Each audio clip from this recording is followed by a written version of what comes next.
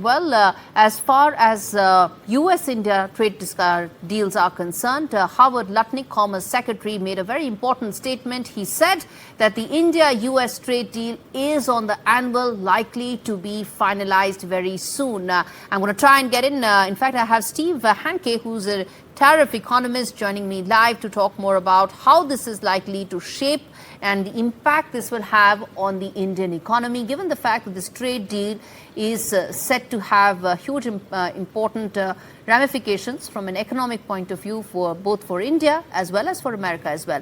My first question to you, Professor Hanke, is that when you talk about tariffs, there's been a lot of back and forth. There's an expectation some of that will be rationalized. In your opinion, how do you see these tariffs likely to be? And what is your future outlook in terms of, are they likely to stay? Will they be revised? Are these all negotiating tactics for Donald Trump? Well, I'm opposed to all the Trump administration's tariff policies, but and the reason for that is that the economic arguments that are being used by Trump are just complete nonsense and incorrect. Trump claims that trade deficits in the United States are caused by foreigners who are, as he says, ripping off America. That's not the case. The trade deficit in the United States is created by Americans who are spending more money than the GDP, the gross national product. And the only way you can close the gap between that excessive spending and GDP is to import products, goods, and services. And if you do that, of course, you have a trade deficit. It's just the arithmetic of the thing. Trade imbalances are caused locally. They're not caused by foreigners. The foreigners just react to the fact that excessive spending is occurring in a country, for example, and they accommodate that excess spending by shipping in exports. And for the United States is a good thing, because the U.S. actually, since 1974, has run a trade deficit. Those deficits have been easy to finance, and it's allowed Americans to actually consume more than they produce. So it's a good thing for Americans. It isn't a bad thing. And it's something that's caused by Americans, number one, not foreigners. And it's something that tariffs will have no effect on at all, except to disrupt international trade. So I'm very much opposed to all of the Trump trade policies. As you know, I was one of President Reagan's advisors. Okay. So while you oppose some of those policies, they're also being opposed and challenged in court of law. And there's this face-off that's going on between the Trump administration and the courts with regard to the validity of these tariffs and whether they can be implemented and imposed by the Trump administration. How do you respond to that face-off that's playing out in courts and the kind of impact it's likely to have on global investor view, investor sentiment? It's completely uncertain what's going on.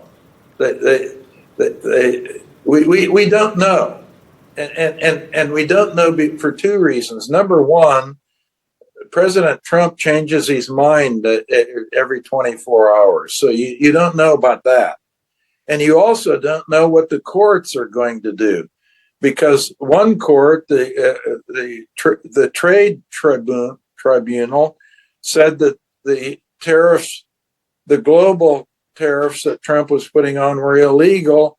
And then you had a court of appeals turning that over and saying, no, they are legal. So even the courts are confused.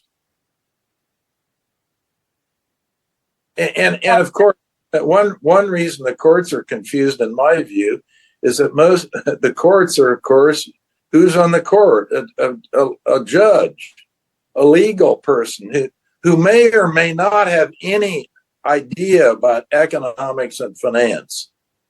They're lawyers and judges. So they have, in many cases, no competency even to make a judgment on things. All right. So while this face-off, It's a mess. To keep it simple, it's an utter mess. Trump has created a huge American mess and international mess. okay, so while this mess goes on, parallelly what is happening is that India is becoming bigger. We are now the fourth largest economy. We've surpassed Japan. And while these negotiations and talks continue to go on, it's important to also realize that these trade talks happen in the backdrop of India continuing to rise economically. How do you see India's rise, the future outlook that may hold? Because as an economist, you have a certain perspective about India's growth trajectory, its growth outlook. I want to hear that from you.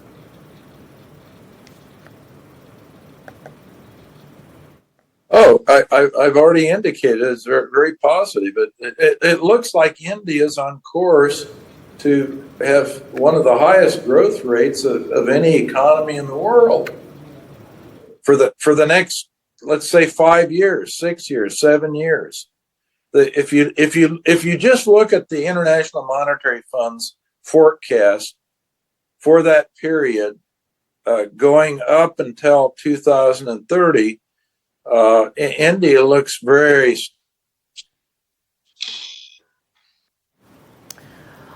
All right.